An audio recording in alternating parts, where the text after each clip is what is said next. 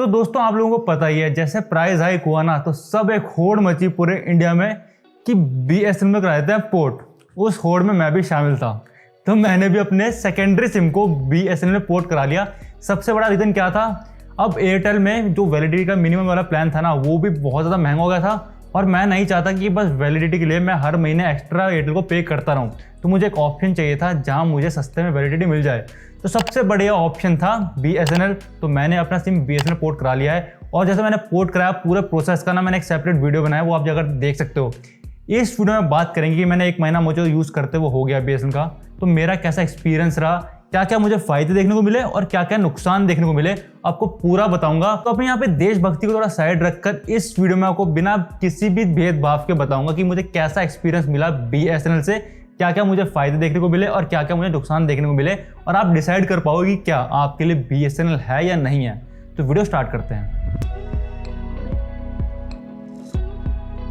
तो दोस्तों सबसे पहले ना मैं फायदे निपटाया था फटाफट से, क्योंकि मुझे एक ही फायदा देखने को मिला। वो क्या फायदा था, मुझे वैलिडिटी की कोई टेंशन लेने की जरूरत नहीं पड़ रही है। फिलहाल तो मेरे जो पोर्ट जो मैंने स्टार्टिंग में कराया था ना पोर्ट 100 रुपये का, तो उसमें मुझे 2 महीने की वैलिडिटी मिल गई। उसमें मुझे 2 GB रिचार्ज पर डे देखने को मिलता है और साथ में मुझे 100 SMS और अनलिमिटेड कॉल देखने को मिलते हैं। उसके बाद भी मैं जो 397 वाला रिचार्ज होगा वो कराऊंगा, 1 साल की वैलिडिटी वो भी मुझे दे देगा। तो सबसे बड़ा फायदा आपको बीएसएनएल में भी यही देखने को मिलेगा कि वैलिडिटी कोई भी टेंशन लेने की जरूरत नहीं है, बहुत ही कम रेट में आपको अच्छी खासी वैलिडिटी देखने को मिल जाएगी। तो दोस्तों बस ये हैप्पी पार्ट नहीं खत्म हुआ, थोड़े प्रॉब्लम्स की बात करते हैं कि क्या क्या प्रॉब्लम्स मुझे आई और आपको भी वो आ सकती है। तो आप एकदम सतर्क रहना बीएसएनएल का सिम लेने से पहले। तो यहाँ पे सबसे बड़ी प्रॉब्लम जो मुझे फेस हुई ना बीएसएनएल का सिम लेने के बाद, वो तो ये था कि पहले तो वो 4G है ही नहीं। चलो मुझे कोई दिक्कत नहीं है, 4G नहीं है उससे फिलहाल, बट वो 3G भी ढंग से नहीं चल रहा है। कभी वो 2G में स्विच कर रहा है, कभी 3G में स्विच कर रहा है, कभी ऊपर E लिखा रहा है, कभी S लिखा रहा है। तो यही बात मैंने पिछली वीडियो में बोली थी और पिछली वीडियो में कमेंट सेक्शन अगर आप पढ़ोगे तो वहाँ भर चुका है कि सर आप वहाँ जाकर सेटिंग में जाकर ओनली 3G कर देना तो आपका बढ़िया करके 3G पकड़ेगा। दोस्तों आजकल के फोन नहीं होते, वो स्मार्टफोन होते हैं, वो बहुत ज़्यादा स्मार्ट हो चुके हैं, उन्हें पता है कब क्या करना है। तो जब आपके फ़ोन में 3G सिग्नल बिल्कुल नहीं आ रहे होंगे ना, वो स्विच कर देगा 2G पे।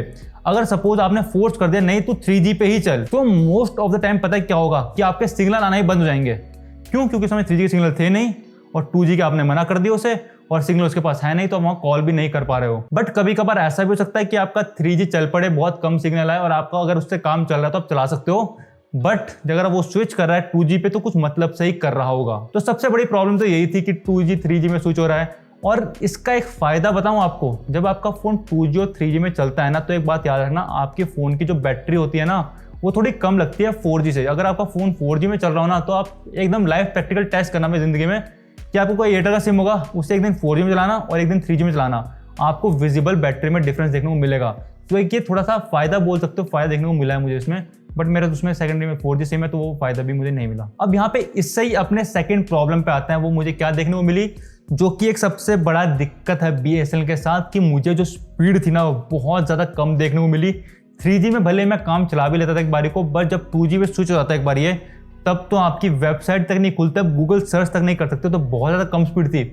अब मुझे पर्सनली पता क्या लग रहा था कि कितनी ही कम स्पीड आएगी, मैं काम चला लूंगा, मुझे कोई दिक्कत नहीं है, घर में फाइबर लगा है, स्टूडियो में फाइबर लगा है, बाहर कभी जाऊंगा यूपीआई करने की जरूरत पड़ेगी तो मेरा इतना काम तो चल ही पड़ेगा। दोस्तों मैं गलत था, मेरा इतना काम भी नहीं चल रहा था, यूपीआई पेमेंट भी मैं नहीं कर पा रहा था। यहाँ पे आपको मैं लाइव दिखा दूंगा कि यहाँ पेज लोड करने की कोशिश कर रहे हैं, हम स्पीड टेस्ट लेने की कोशिश कर रहे हैं, यहाँ स्पीड टेस्ट भी लोड नहीं हो रहा है। जैसे कि आप लाइव देख सकते हो, पेज भी लोड नहीं हो रहा है, स्पीड टेस्ट हम आपको क्या ही करके दिखाएं यहाँ पे। तो यहाँ पे इतना बुरा हाल हो गया है इसकी स्पीड का। और अगर हमने मेहनत करे, कोई स्क्रीनशॉट ले भी लेना इसका, तो आपको स्क्रीन पे आ रहा होगा, हम दे देंगे। अगर नहीं ले पाए ना तो सॉरी, हम स्क्रीनशॉट इसका नहीं ले पाए। अब जो मेरी पूरी प्लानिंग थी ना दोस्तों, तो मैंने पहले प्लान किया था कि 2 महीने का मुझे इसमें नेट मिल गया है, 2 महीने का मैं रिचार्ज कराऊंगा, तब तक मैं जियो में रिचार्ज नहीं कराऊंगा। ऐसी पूरी प्लानिंग में पानी फिर चुका है। अब मुझे जियो में रिचार्ज कराना पड़ गया है, क्यों? जैसे मैंने बताया मुझे बाहर यूपीआई बहुत ज़्यादा यूज़ करना पड़ता है और अगर नेटवर्क नहीं होते तो बहुत ज़्यादा टाइम कंज्यूम हो जाता है। अगर आप बोलोगे *99# से भी तो कर सकते हो पेमेंट, दोस्तों वो अच्छा प्रोसेस है, बट आप उसे रेगुलर लाइफ में यूज़ नहीं कर सकते, क्योंकि वो एक एक्स्ट्रा स्टेप पड़ जाता है। और जब आप दुकान में होते ना तो आप चाहते हो काम फास्ट से फास्ट हो, ताकि वो काम करके वहाँ से निकल सको। तो ऐसा नहीं होता कि आप *99# उसे यूज़ करो, इसलिए मैंने जियो में अलग से रिचार्ज करा लिया और जो पूरा प्लानिंग थी वो ख़राब हो गई। चलो दोस्तों यहाँ पे बहुत स्पीड की बात हो गई। अब मैं नेक्स्ट प्रॉब्लम की बात करता हूँ। अब यहाँ पे आप बोलोगे ये प्रॉब्लम नहीं है, ये एक मैं बोलूँगा एक लग्जरी टाइप है। अब क्या है ये मैं समझाता हूँ आपको। जब आप जियो टू जियो कॉल करोगे ना तो आपको एकदम HD क्लैरिटी में सामने वाले बंदे की आवाज़ सुनाई देगी और उसे भी आपकी आवाज़ एकदम क्लियर सुनाई देगी। बट BSNL में ऐसा नहीं है। BSNL अभी भी VoLTE टेक्नोलॉजी पे नहीं आया है, मतलब उसकी जो क्वालिटी है ना, कॉल क्वालिटी, वो जैसे पुराने ज़माने में आप बात करते थे वैसे रहेगी। बट उससे भी कोई दिक्कत नहीं है। बट जैसे मैंने बताया ये प्रॉब्लम नहीं है, लग्जरी टाइप है, तो ये आप कंसीडर कर सकते हो इस बात को भी। और यहाँ पे इसकी नेक्स्ट प्रॉब्लम की बात करते हैं। अब BSNL में मैंने नोटिस किया है क्रॉस कनेक्शन बहुत ज़्यादा हो रहा है। सपोज सामने वाला बंदा मुझे कॉल कर रहा है, जैसे मेरी मम्मी ने मुझे कॉल किया, मम्मी का कॉल किसी और को लग गया, उस समय कोई बंदा किसी और को कॉल करेगा, मुझे कॉल कर मुझसे बात कर रहा है। तो ऐसे क्रॉस कनेक्शन मुझे बहुत ज़्यादा देखने को मिले इस पास्ट मंथ में। तो एक बात का ध्यान रखना कि आप अगर BSNL स्विच करो तो आपको भी ये इशू फेस हो सकता है। अब कई बार ये बहुत ज़्यादा इरिटेटिंग हो जाता है। कई बार आप इमरजेंसी में कॉल कर रहे हो, आपको एकदम कॉल लगाना है और कोई और बोल रहा है हेलो, तो एक्सपीरियंस थोड़ा ख़राब हो जाता है यहाँ पे। और इस प्रॉब्लम का मेन रीज़न पता है क्या हो सकता है?